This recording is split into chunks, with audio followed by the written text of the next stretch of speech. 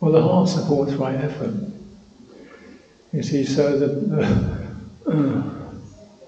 baseline of right effort is you engage your heart with what you're doing. That's right effort. There's all kinds of efforts you can make. But right effort means you engage your heart with what you're doing. Right? That's the first and most important effort. Not to just go into your head, or what you should be, or automatic, which is very normal. By going to automatic. Even doing apparently the right thing, but in automatic. I do this every day, they need to do, we just go into automatic, but you engage the heart. What's right now? And then, because then if you engage the heart, you're going to get motivation. Right? Motivation comes from the heart, right? No motivation, so the heart provides the I want, I wish, I feel, I want to put something forth, or some motivation.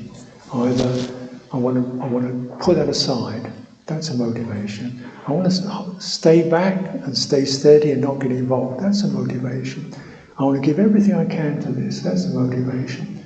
So these are the qualities of right effort, to refrain from what's unskillful, to maintain it, to incline towards what's skillful and to sustain it.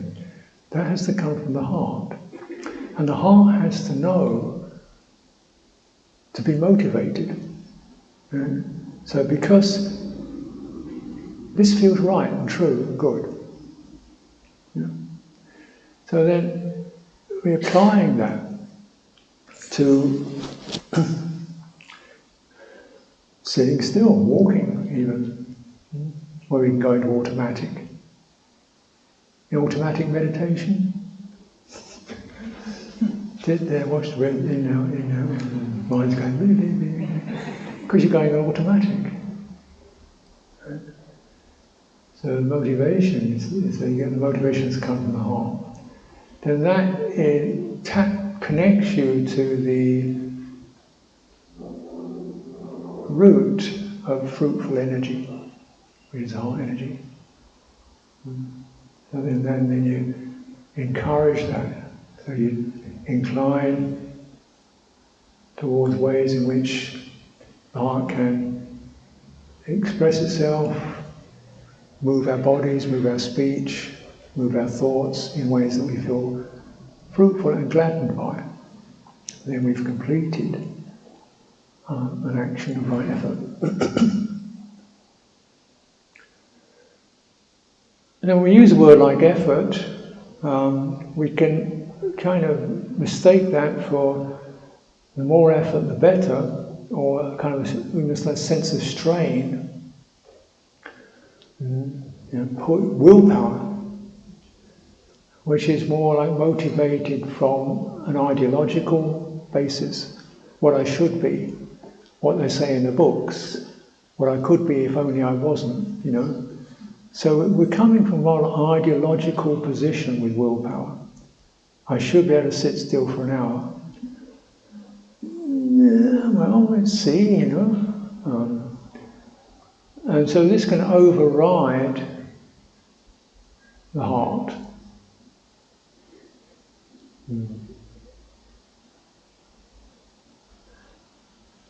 Now, why is this important is because the nature of heart, it's basically an intelligence that deals with spanning the whole thing and achieving a balance. So, how's this in the body? How's this in terms of my energies? How's this in terms... So it's trying to find a balance so you feel comfortable. So, okay, for this time, this age, this state, right now, what's the balance? Finding the balance takes a bit of effort. And then, okay, now, what feels fruitful, purposeful to come from that place? What we say is right effort. And so it keeps everything whole. Now willpower tends to split off, which means you kind of leave the body behind and you leave the heart behind. So following these notional goals, and the heart's not really in it, but we're kind of shoving it into it, and the body's often having to pay the bill for using energies in a way that's actually not balanced and complete. So, although the notional goals, if they were actually accurate, they would be fine. It's just, we may have the accurate, the goal, say, for stillness or quietness, that's good, provided that the energy that gets you there is coming from the heart. And then it might take a bit of time, but it's going to be fruitful. If it's just coming from willpower, you may get something, but you're probably going to do some damage en route. That's my sense of it.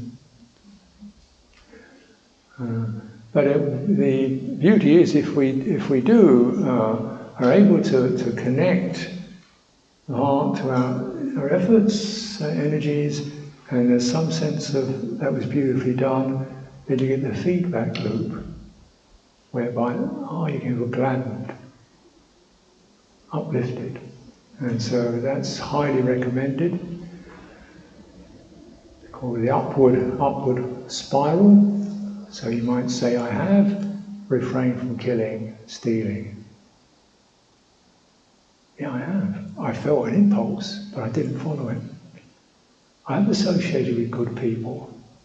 Yes, I met some wrong ones, but also associated with some good ones. Focus on that and heart connecting with, rising, heart gladdened. Lifted. So the Buddha says this is the beginning. You stay with that, and then doubt and regret don't take over because you've got this rising tide. And then to your faith and confidence. When that becomes established, you feel the gladness. Just feel how it's affecting your body, and your body begins to open and feel comfortable. So this is called samadhi.